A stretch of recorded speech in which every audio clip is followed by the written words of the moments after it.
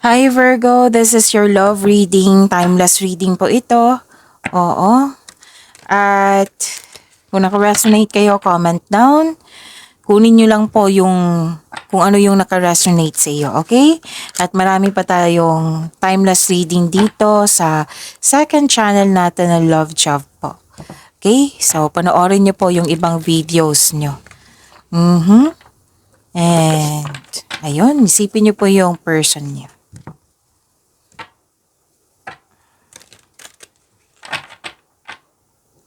So mag-comment kayo ha kung naka-resonate kayo.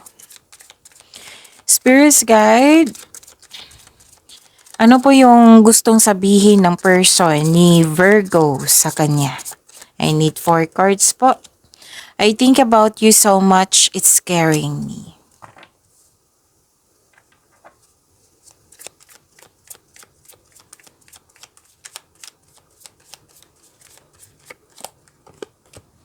I wasn't planning on having anything serious when we met, but I can't deny I'm falling for you.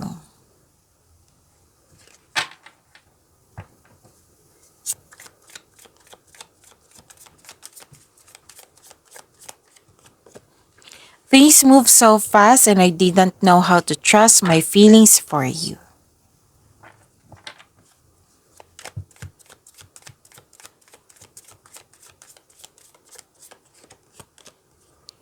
Despite the distance, I feel like our souls still remain intertwined.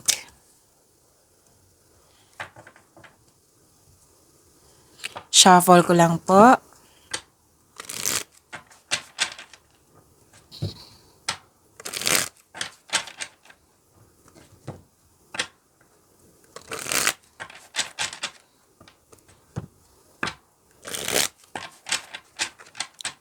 Sa love life po ni Virgo, Spirits Guide, kamusta po si Virgo ngayon sa love life niya? Energy. I need 2 cards po.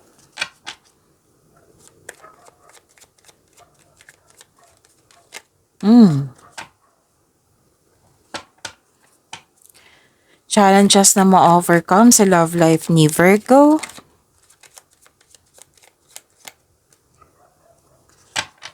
Another message po, challenges na ma-overcome sa love life ni Virgo. Ano pa po yung gustong sabihin ng person ni Virgo sa kanya? Ano po yung next action ng person ni Virgo sa kanilang connection? Ano pa po yung kamusta ang feelings ng person ni Virgo ngayon? And ano po yung future alignment nila? Person po ni Virgo.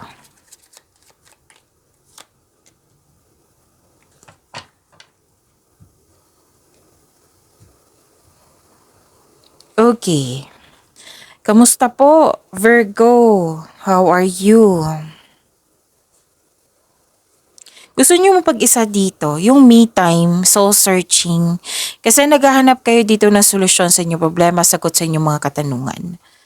Oo. You need time alone, parang perfect time sa inyo na maglaan ng oras. Oo. Pwedeng cool off, nagdesisyon na cool off or hiwalayan or space po. Oo, na space muna para sa pagbalik mo na nagkaroon ng na recharge ka na. Na may solusyon ka na, may sagot ka na. Gusto mo mapag-isip dito mag-isip ng gusto mo mag-isip ng maayos, yung mapag-isa. Yan.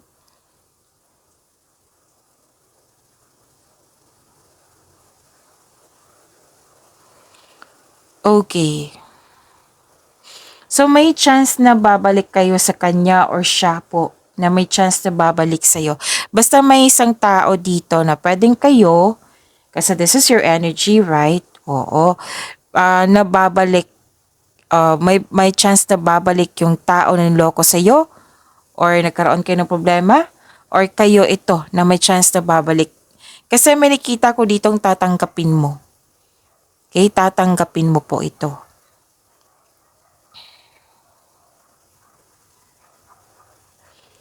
So, challenges na ma-overcome sa inyong love life. Nakita ko dito yung conflict of interest, naging impatient, hindi nagkasundo, nagkaroon ng disbalance, unfair treatment, problema. Oo. May problema din sa pera, pwedeng concern nyo po ito. And may struggle dito sa changes. Dalawang card ni mismo nagsabi na may nagbago. Oo, pero nag-struggle, hindi naka-move forward. So, ang sabi ng card dito, try to look at what you need now in the present and please know that you are divinely guided.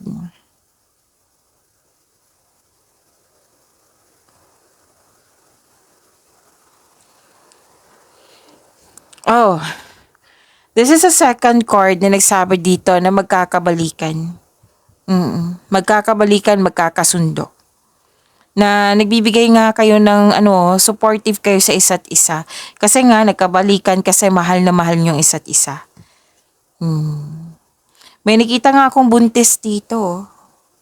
Or nanganak.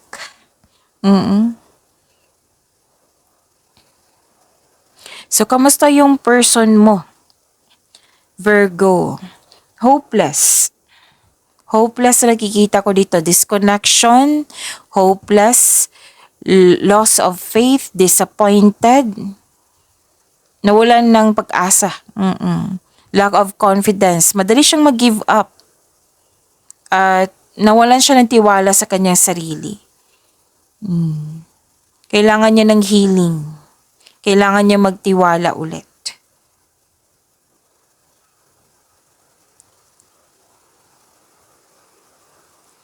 At nakikita ko dito na nagkaroon po ng may gusto siyang mga makuha. Bagay, pwedeng bagay.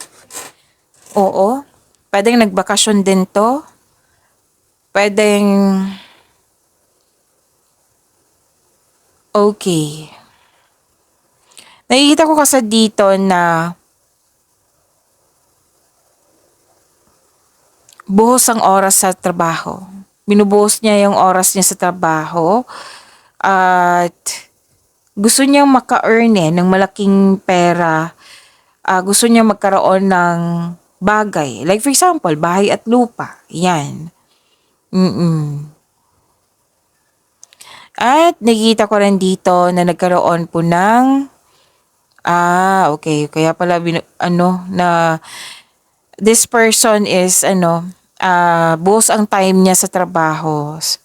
Kasi ayaw niya nag-overthink siya. Pero now, ayaw niya na mag-overthink, kinakaya niya yung sitwasyon. Kasi dalawang card po kasi nagsabi dito na hopeless po siya. And yung hindi daw nasunod yung gusto niya. Oo. May concern siya sa self-centered Pwedeng siya ito or concern niya to sa'yo. Naging toxic daw yung connection. May ayaw makinig. Yan ang sabi.